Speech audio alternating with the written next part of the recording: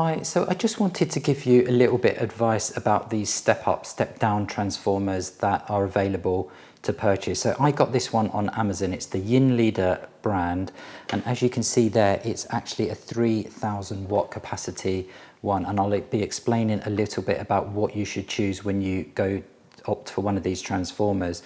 So I'm here in the UK, but what I'm about to say is equally important in the US as well. So because I'm in the UK, I'm using this to step down the power. So I'm stepping down from 240 volts to the US 110 volts. And that's because I have a US pressure washer, I have a US lawnmower, and I simply can't plug that in. So it's not just a question of the plug is different, it's the voltage is different, and that's why you need one of these transformers.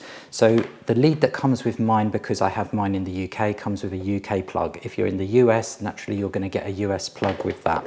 So on the back of the transformer, you need to switch your input value. So here my input value is set to 230 volts because I'm in the UK. If you're in the US, you're going to be stepping up your power to use products from Europe, from Australia, from Japan, from the UK. You're going to need to step the power up to 230 volts. So you would switch that over to the 110 volt, and then that's your input when you're in the States. So your input is your 110 native volts, and then you would use one of the plugs here on the front to plug in either your European product or your UK or Japanese product into here, and then you would get the correct voltage. That's basically how it works with the voltage.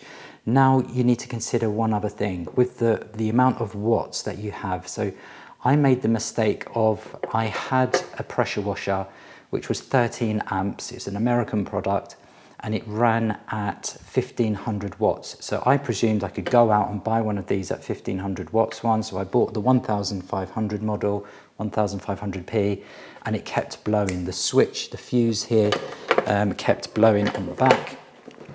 You can see here's a fuse. It's simply just pressed back in again, but it just kept on popping out. And then I later realized that you have to buy at least 50% capacity above the appliance that you're using. So for example, if I was planning on using a 1000 watt appliance, I would not buy the 1000 model of this transformer, I would buy the 1500 watt model of the transformer.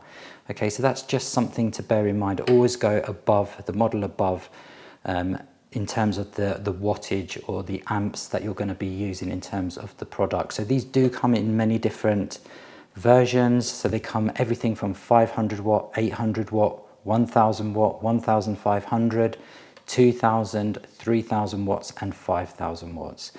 And naturally the price changes depending on the model that you go for. So in terms of the front of these products, you'll have anything between 3, 2 and 1 slot for each of the voltages. So if you're in the States and you're stepping up the voltage, then you will be using one of these plugs, which has a UK plug there, it has a European plug there, it has a Japanese plug, and so on, and you'll use one of these two sockets because that's going to be your 230 volt output.